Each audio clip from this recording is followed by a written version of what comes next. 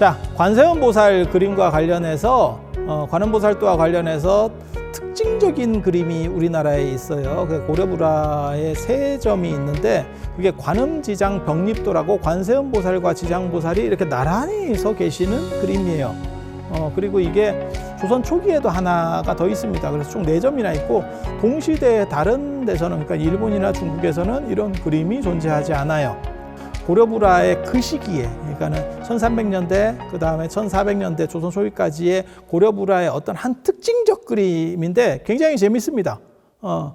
왜냐하면 보통 동아시아에서는 존중하는 대상을 모실 때는 홀수로 모셔요. 그러니까 한 분을 모시거나 세 분을 모시거나 뭐 5분을 모시거나 7분을 모시거나 이렇게 하는데, 여기는 지금 2분이 이렇게 딱 나란히 서 있는, 그리고 양쪽이 뭐 어떻게 보면 대등 관계라는 걸 딱 알 수 있죠.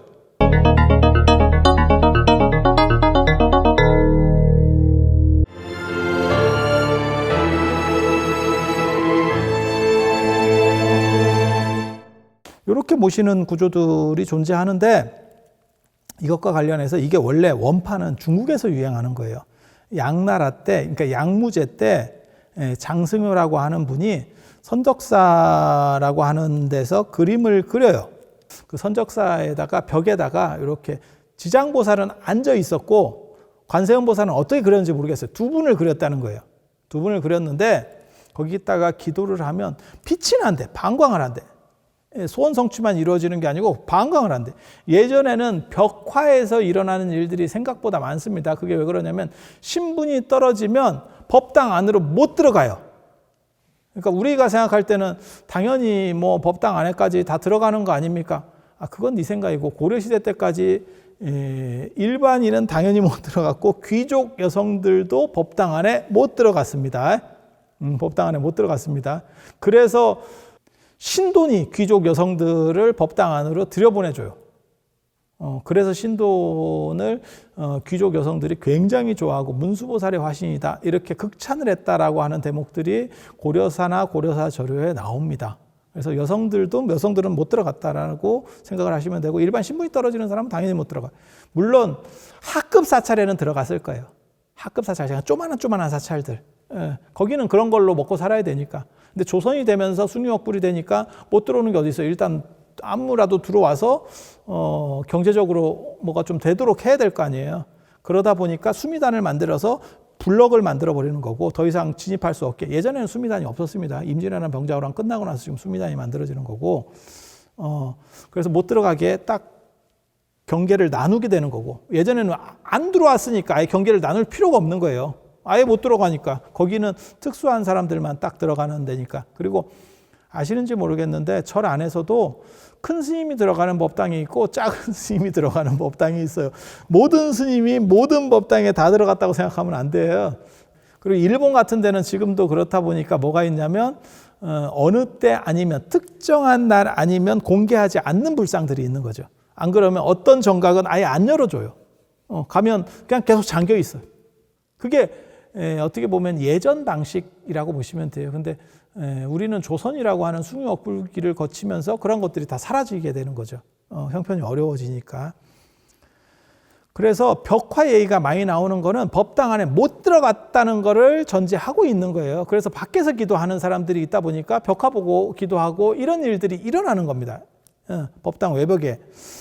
그래서 거기서 보고 기도를 하니까 빛이 나고, 그래서 지장보살을 뭐 방광보살이라고 불렀다더라.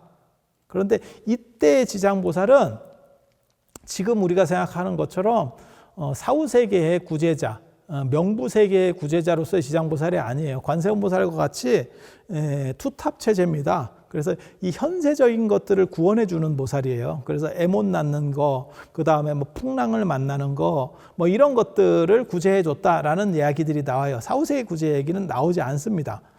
그런데 나중에 이제 당나라 초기가 되면서 600년대 말 700년대 초에 이제 지장보살이 사후세계 쪽으로다가 더 많이 접근을 하면서 캐릭터가 관세음보살은 현세적인 거, 사후세계적인 거는 지장보살, 이렇게 딱 나뉘어졌어요. 그래서 고려시대 때 이 2분을 한꺼번에 내가 친하고 모실 수만 있으면 살았을 때는 관세음 보살이 나를 보호해주고 돌아가시면 죽었을 때는 지장보살이 보호해주고 이러면 얼마나 좋지 않겠느냐 해서 나오는 게 이 관음지장 병립도예요. 그래서 왜 서 있느냐, 이분들은 서 있다는 거는 능동적으로 작동하고 있다는 뜻이에요. 그래서 나를 위해서 이렇게 계속 케어해준다 라고 생각을 하시면 돼요.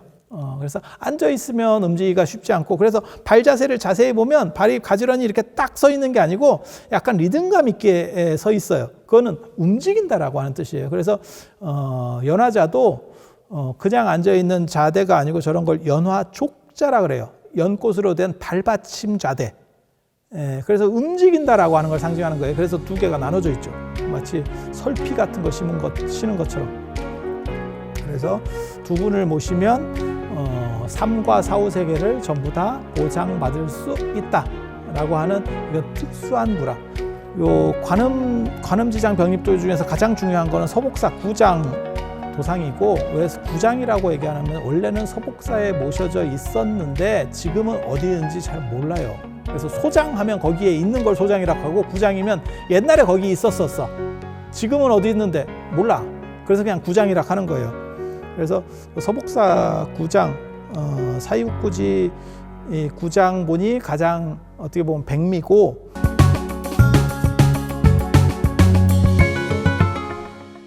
그리고 재밌는 거는 이제 미국 메트로폴리탄 미술관에 있는 아미타 지장 병립도죠. 두 상이 대등관계로다가 이렇게 크기가 점유가 되어 있는데, 이 얘기는 지장보살의 위치가 굉장히 높아지면서 부처님하고 대등관계 사이즈를 가지게 됐다라고 보시면 돼요. 그 정도 위상을 가질 정도로 지장보살이 확대됐다. 고려 말에. 왜 확대가 될 수 있었냐면 성리학이 들어오면서 이제 조상숭배들이 막 이렇게 올라가기 시작하거든요. 유교하면 조상숭배잖아요. 예. 그렇다 보니까 조상숭배가 올라가면 불교 쪽에서는 누가 그 범주가 커지겠어요? 지장보살 영역이 커지겠죠. 그래서 고려 말에 벌써 어떻게 보면 고려가 망하기도 전에 이 신진사대부들에 의해서 유교적인 색깔들이 굉장히 강해지거든요. 그 범위가 굉장히 커집니다. 실제로 나홍 스님 같은 경우가 그 당시에 고려 불교를 대표하는 사람이었고, 그런데 이 나홍 스님의 죽음과 관련해서 조선왕조 실록에 보면 그때 우리가 나홍을 탄핵해서 죽였다라고 하는 기록이 있을 정도로, 물론 그것은 사실인지 아닌지는 정확하게 모르지만 실록에 그러한 얘기들이 오갈 정도로, 그러니까 고려 말에 벌써 고려 불교의 1인자를 유생들이 탄핵해서 공격할 수 있는 범위들이 있는 거예요. 탄핵받고 실제로 실력사로 가시다가 그 원래 밀양으로 가시려고 그랬거든요. 밀양 영원사로 가려다가 실력사를 거쳐서 이렇게 가고 있다가 거기서 돌아가시게 되는 거거든요. 그래서 실제로 나홍 스님과 관련해서는 독사됐다라고 하는 추정들도 있습니다. 왜냐하면 갑자기 사람이 돌아가시게 되니까. 그래서 그런 것들의 주도자가 유생이었다, 뭐 이런 썰들도 있는 거예요. 그렇다 보니까 성리학이라고 하는 부분, 그 다음에 신진사대부들의 영향들이 커지는 부분들과 관련해서 추정될 수 있는 게 지금 여기서 보시는 요 메트로폴리탄 미술관, 메트로폴리탄 뮤지엄에 있는 요 아미타 지장 병립도입니다. 이 그림은 전 세계적으로 굉장히 특이한 그림이에요. 이유는 뭐냐면 불과 보살이 대등 관계, 그 다음에 대등 사이즈로 그려져 있기 때문에 그런 겁니다.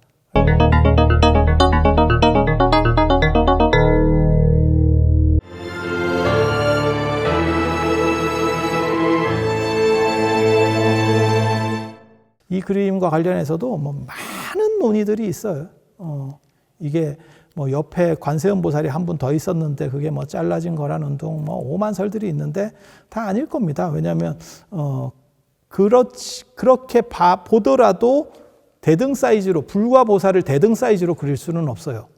그거는 지장보살이 그만큼 지장보살 세력, 그 다음에 신앙이 확대됐다라고 하는 것을 방증한다 라고 볼 수 있는 거고, 실제로 지장보살이 이렇게 커질 수 있는 이유 중에 하나는 뭐냐면, 지장보살은 무불시대를 주관하는 보살이에요. 석가모니 부처님이 계시고 그 다음에 미래불로 미륵 부처님이 계시는데 이 중간 사이는 비죠. 공백이죠. 그 공백을 누가 메우면서 주도하느냐면 그게 지장보살이거든요. 그게 지장보살 16경에 나오는 얘기입니다. 지장보살은 보살이지만 일반 보살보다 위계가 훨씬 높아요. 그러니까 뭐하고 똑같은 거냐면 대통령 유고시의 총리라고 보시면 돼요. 대통령급의 총리.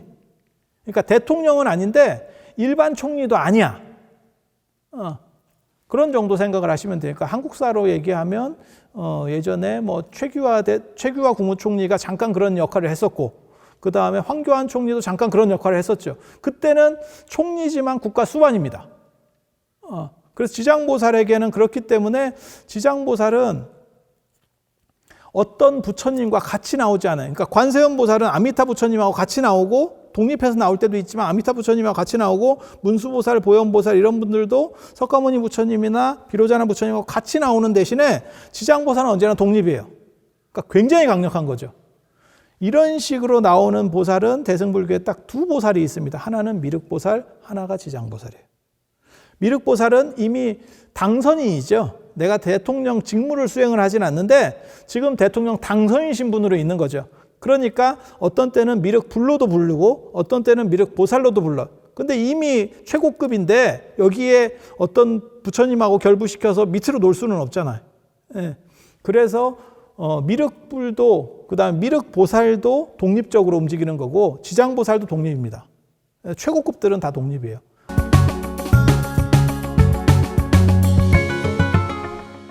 그런 최고급의 경향이 있었기 때문에 아미타불하고도 대등 사이즈가 나올 수 있는 거예요. 이거는 다른 데서는 있을 수 없는, 그러니까 되게 어떻게 보면 재밌어요. 관음지장 병립도하고 같이 보면 관세음보살하고 지장보살은 같은 크기잖아요. 그런데 아미타 지장 병립도를 놓고 보면 그게 또 같은 크기거든.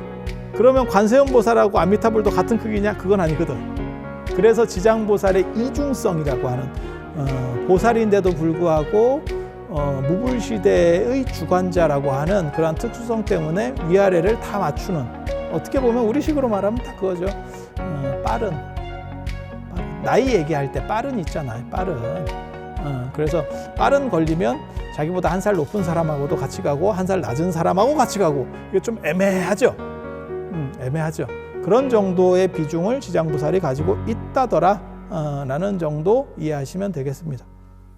부처님에 대한 이러한 포교 영상에 구독과 좋아요를 눌러주시는 것도 업장을 소멸하는 하나의 방법이 될 수도 있다는 생각을 제가 잠깐 해보는데 이거야말로 뇌피셜입니다.